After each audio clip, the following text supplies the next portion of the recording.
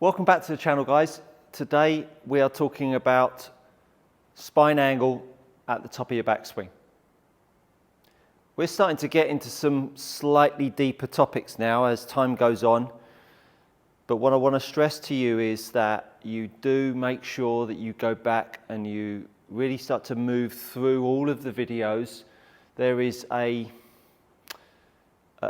desire for me to educate you rather than tell you what to change and do, and parts of the body and the golf club and how they move to hit the golf ball as you'd like. Invariably, most golfers want to hit a draw. Invariably, we do that because we want to create more power. Invariably, people want to hit more down, create more divots, up the ball speed, feel more powerful. And I am working through a catalogue of my 25, 30 years of golf coaching experience to bring you the very best chance of playing the best golf that you can. So please do go back and watch a lot of the videos that I've made so far. They are all helping and building your knowledge and understanding of how we move. So spine angle at the top of our backswing is a biggie, because what the spine angle is trying to do in a lot of cases is once again trying to combat the curve that you see in the sky. And I'm going to demonstrate a couple of shots that you will see and recognize when you go out and play with your folks. Just checking which golf club I've picked up. So I'm gonna make a swing of the guy that is a hooker of the golf ball. Now, for whatever reason, the golf ball is bending to the left. His club face is pointing to the left of his path at the point of strike. And what we tend to see through contact is that we tend to see a lower half pushing forwards and a top half holding back. And with the top half holding back, it really is a sense of the spine trying to make the path come from the inside to stop the ball hooking to the left. The more I pull my spine back, the more it will make the club try to work from the inside.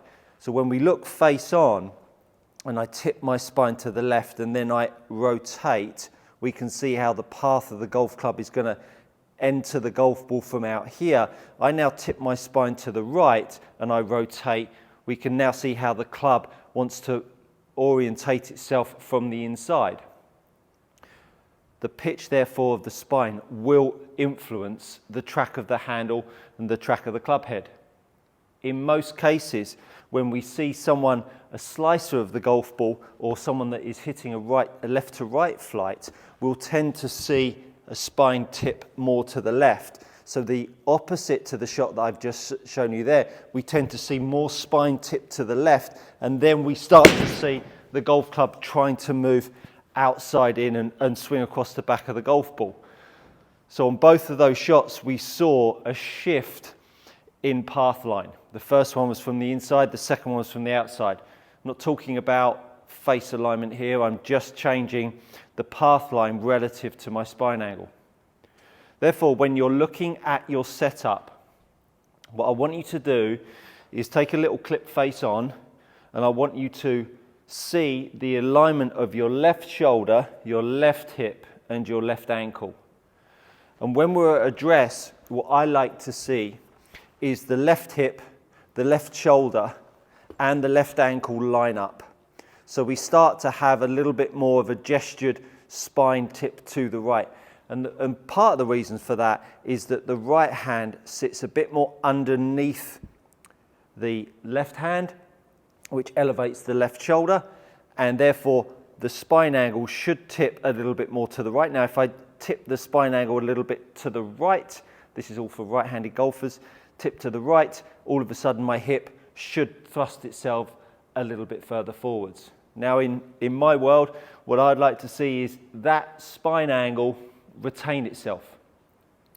What you'll then tend to see is, for the guys and girls out there that battle a left to right ball flight, at address, when you make a backswing, depending on how you use your feet, as you get to the top of your backswing, you'll either see your spine tip left or your spine tip right.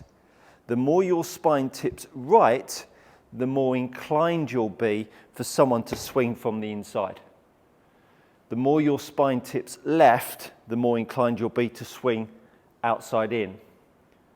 The spine is a symptom, yet again, a symptom of trying to make your golf ball go straighter and more at the target. When someone stands on the mat and their spine looks like this, which I see more of than any other, and that's a hip tucked inside, a left shoulder over the left ankle, I know that they're about to prepare themselves, before they even hit a golf shot, they're about to prepare themselves to make the club swing across the back of the ball because they have a ball that bends to the right.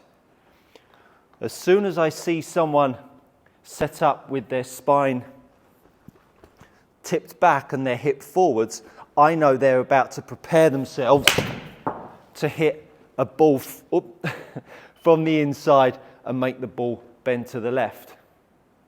Setup can be really insightful about what you're then going to do in your backswing and in your downswing. That's not to say that a golfer could set up really nicely, but then when he gets to the top of the backswing, because he's got a light angle of attack, he then starts to change his spine angle to the left to create more down. The spine angle helps the club descend on the golf ball.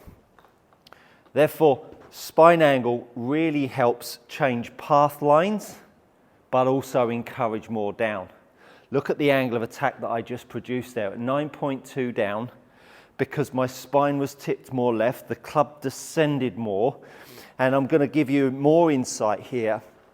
Even with a spine angle tipped left, I could cast the golf club, so I'm going to cast it with a spine angle tipped left, and I still hit a meteorically amount down. Now I'm going to make my spine angle lean to the right on the way down. Lean to the right. I'm now going to cast the golf club just like I did when I had my spine to the left. I'm going to cast the golf club, and now I've got no angle of attack.